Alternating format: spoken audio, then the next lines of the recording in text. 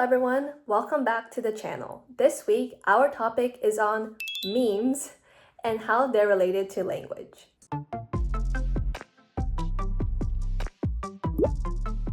When we think of a meme, we might picture something like this, or some silly gif.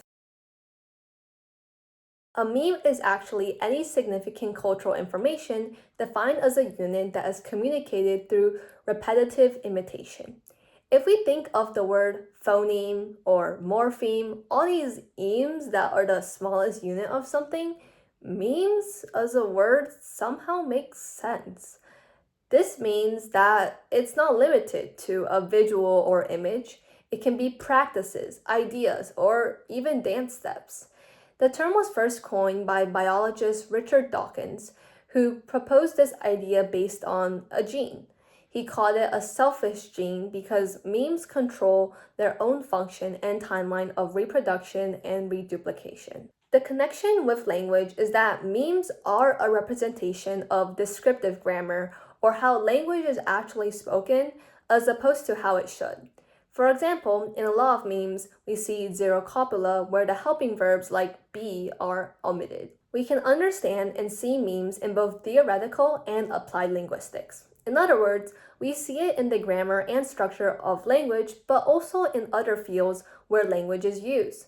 Memes can arise from jargon of specific groups, which could be like communities who speak African American English or regional dialects.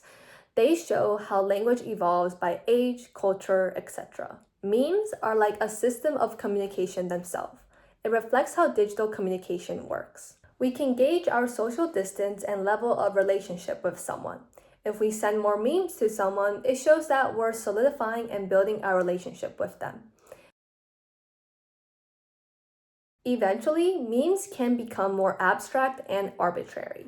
It will require prior knowledge of an event or situation to understand the meme, whereas it used to be a clear, direct representation of the situation. Like if we saw someone crying, we would think that they're in a sad situation. But maybe as the meme becomes less arbitrary, we would have to guess if this person is shedding happy or sad tears. Memes fit in the larger debate of whether language influences thought or thought influences language. Basically, what we've talked about before with the Sapir-Whorf hypothesis can be applied here. Much of Gen Alpha slang has started from memes. For example, someone saw strange things in the state of Ohio and made this association, which prompted the word to now refer to something bad.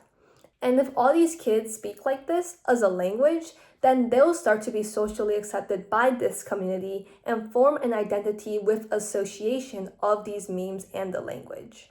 Additionally, memes are creative. You also inherently know when something is grammatical or not. They can be lexicalized, meaning expanded. The environment significantly influences the meme, and they have specific purposes, as in they mostly begin as iconic rather than arbitrary. All to say, memes are very closely related to linguistics, and they can be considered a language themselves. They are a way of expressing emotions online, which can be very helpful to determine things like tone, which are a bit more ambiguous with only words. I'll read every comment and suggestions down below. I'll also link my citations and some more resources for anyone who is interested. But for now, that is the end of the video, and I'll see you guys next week.